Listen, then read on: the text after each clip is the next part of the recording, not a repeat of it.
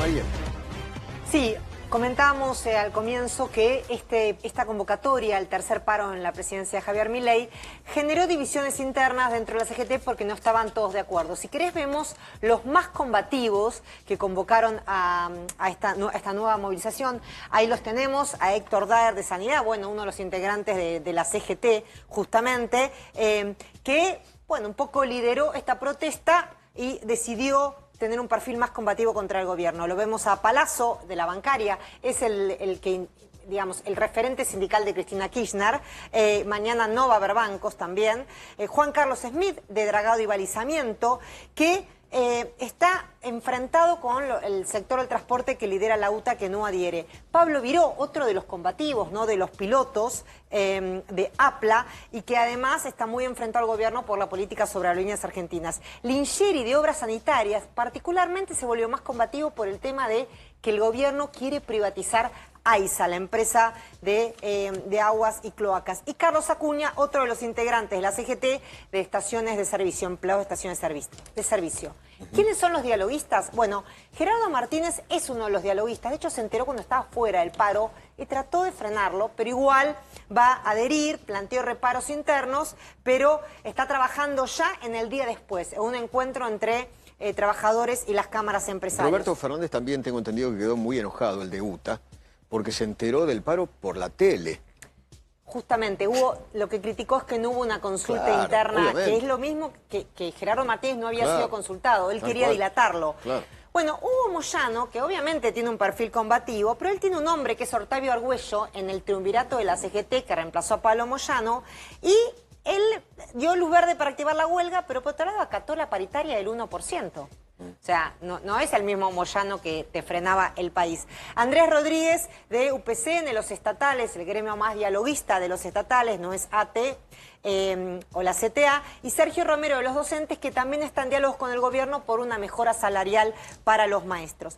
Contra el paro, bueno, Roberto Fernández es la cara visible, no va a haber colectivos mañana, aunque ahí el argumento fue que hay una conciliación obligatoria vigente que vence el 11, o sea, al día siguiente. Pero hay otros argumentos. Por un lado, está enfrentado históricamente a los Moyano, o sea, dentro de la CGT, digamos, tiene esa disputa histórica. Y por otro lado, la semana pasada hubo una auditoría sorpresa de la Superintendencia de Servicios de Salud en la obra social que maneja la esposa, y las cuentas no estaban en orden, por lo cual, bueno, los colectivos necesitan los subsidios para circular por el AMBA y sabe que ahí le amenazan con intervenir la obra social. Luis Barrionuevo, histórico hace 40 años de los gastronómicos, también trabajó para neutralizar el paro, está enfrentado con Daer y tiene diálogo con la gestión libertaria, particularmente en el área del salud, doctor.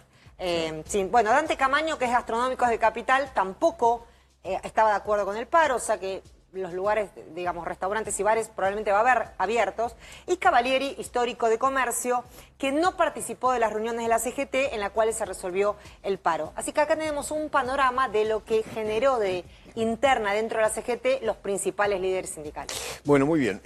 Gran trabajo, lo destacábamos hoy, gran trabajo de la Universidad Austral, Escuela de Gobierno, sobre el total de paros generales. Está con nosotros justamente Marcelo Bermolén, el director del Observatorio de la Calidad Institucional de la Universidad Austral. ¿Qué tal, Bermolén? ¿Cómo le va? Un placer acompañarlos. No, por favor, ¿nos cuenta acerca de este trabajo? Decidimos hacer un raconto histórico de los paros generales. El de mañana va a ser el paro número 45 desde el retorno de la democracia. 41 años de democracia, 45 paros, da una ratio de 1 y pico unimonedas. Parecería un paro por año, algo lógico, pero cuando uno le agrega a esos datos dos componentes, que son la cantidad de paros y la velocidad con la que se hacen, ahí aparece naturalmente que los datos se aglutinan en torno al color político, ¿no? Entonces nosotros dividimos los gobiernos en dos formatos: gobiernos peronistas, gobiernos no peronistas, que aglutinan a radicales, Cambiemos, libertarios, y los datos son tremendos, ¿no? Los datos son tremendos porque revelan que el 64,5% de los 45 paros le fueron hechos a los presidentes no peronistas. Más de 6 de cada 10 paros se lo hicieron a gobiernos no peronistas. Exactamente. Y si uno lo pone en números, para no hablar de porcentuales, 29 paros le fueron hechos a 4 presidentes no peronistas, uno de ellos todavía en gestión, apenas 16 meses de gestión, en apenas 13 años de gobierno, ¿no? Hay que recordar que Alfonsín no terminó su mandato, De la Rúa no terminó su mandato, Macri es el único de los no peronistas que lo concluyó y Javier va por 16 meses. Esto quiere decir, si uno lo compara con el otro 34,5% que le hicieron a los peronistas, cuando uno ve velocidad y cantidad, se sorprende aún más. A los peronistas le hicieron 16 paros en 28 años de gobierno a 5 presidentes peronistas, ¿no? Claro. Entonces, claramente el comportamiento sindical es dual. El sindicalismo argentino es intolerante, agresivo, hostil con aquellos presidentes que no tienen color peronista. Extorsionador, yo agregaría extorsionador. Sí, y desequilibrantes en algún sentido, ¿no?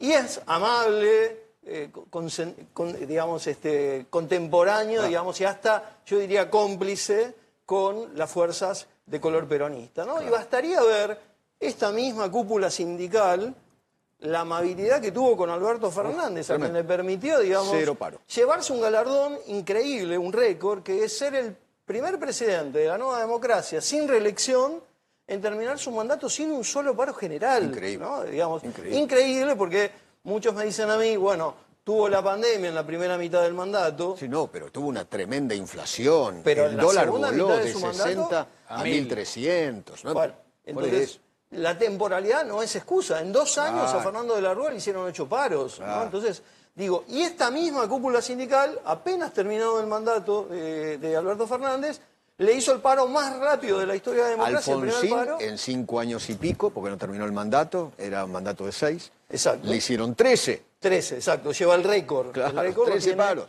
Ahora, el récord que tiene Milei es impresionante, porque en 15 meses de gobierno ya le hicieron 3 paros. 3 paros. El primer paro fue el primero más rápido de la historia de la democracia. El segundo estuvo en el podio entre 3, digamos.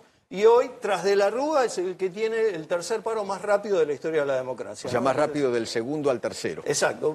Comparte podio, los números lo llevan a Milei a un podio que repite los nombres de la Rúa y Alfonsín, ¿no? Con lo cual uno debería pensar a dónde nos está empujando el sindicalismo argentino. Y quizás a llevarnos al 2001. Bueno, esperemos que no. Incluso los 44 días que pasaron, lo comentábamos al comienzo, hasta el primer paro, ese 29 de enero que acababa de asumir, superó el récord que tenía de la Rúa, que fue obviamente un gobierno que terminó con una debacle, que eran 77 días hasta el primer paro. Hasta el primer paro, o sea, fue la mitad de tiempo casi que tuvo Milei. Y nosotros, en estos análisis que hicimos de los datos, bueno, nos apareció, por ejemplo, abril, el mes que más paros le decide hacer la CGT a los presidentes argentinos. ¿Y eso por qué 6 será? paros a 6 presidentes diferentes en el mes de abril, así que estaba al caer... ¿Por qué será eso en abril? Por la discusión de la paritaria, porque se termina el acuerdo anterior y empieza, ese es un mecanismo de presión para la paritaria. Los meses más inusuales son los que de alguna manera están relacionados a las vacaciones, febrero, julio, octubre. Bueno, en esos meses inusuales, los únicos que padecieron paro fueron los no peronistas. Claro, obviamente. Así que eso por un lado. Y por el otro lado analizamos la tregua, la paciencia que el sindicalismo argentino muestra entre un segundo y un tercer paro, ¿no? Claro. Y encontramos que, bueno, obviamente en cabeza de la Rúa, 35 días entre el segundo y el tercer paro, pero ahí nos sorprendió, porque Milei es el presidente que tiene la mayor tolerancia del sindicalismo argentino entre el segundo y el tercer paro. Y esto tiene que ver con una tregua no escrita a partir del segundo paro, que justamente, ¿por qué el sindicalismo reacciona? Porque primero no le hizo paros a Alberto Fernández, después se apuró a hacerle 2 a Javier Milei. Y el segundo paro tuvo bajo acatamiento, poco consenso social, puso la mira en el sindicalismo y en los caciques, y entonces decidieron acordar una tregua. La tregua se rompió, se rompe. A partir de mañana no hay tregua, digamos, hay que decirlo. Y hay que ver si mañana fracasa o no fracasa como aquel segundo paro. Claro, fue un fracaso, pero además va a generar una interna dentro de los propios, como bien decía Mariel, mañana se define quiénes van a quedar un poco mejor posicionados dentro de la propia Central Obrera. En noviembre hay elecciones en la CGT. Y entonces ahí hay una interna, y otra interna tiene que ver con el acuerdo con el fondo, que se está llevando a hacer por 4 años, que incluye una reforma jubilatoria entre los compromisos que asume el gobierno y una reforma laboral, ¿no? Entonces, Marcelo, una pregunta, porque convengamos una cosa, paros generales no existen en ninguna parte del mundo, solo acá, aparte. Exacto. Es así, ¿no? Recién ahora se está permitiendo, se está acordando que haya servicios mínimos que tienen que igual garantizarse. Sí hay movilizaciones sindicales, o reclamos de sectores. De sectores. O sea, en Estados Unidos hay paro de algún sector, pero jamás un paro general. De todos los sectores. Que claramente, políticamente, porque para que todos los sectores... No, para el mundo desarrollado no se entiende. Es totalmente inusual nuestra lógica, digamos, de parar, ¿no? Pero la realidad es que el sindicalismo está entrando en un proceso de descrédito, ¿no? Digamos, la sociedad lo está mirando... Ya las encuestas hace mucho tiempo viene con un 70% de imagen negativa, el sindicalismo, o los sindicalistas, ¿no? Ya hace mucho tiempo. Estos que ustedes decían hace un rato, caciques sindicales que están hace más de 30 años en el poder, que hablan de la vieja escuela, ¿no? Las nuevas generaciones no creen en los referentes sindicales actuales, tienen otras modalidades de trabajo. Me parece que el sindicalismo se está repitiendo en su esquema y está perdiendo muchísimo poder, ¿no? Gracias por venir, Vermolén. No, un placer acompañarlo. Willy, el costo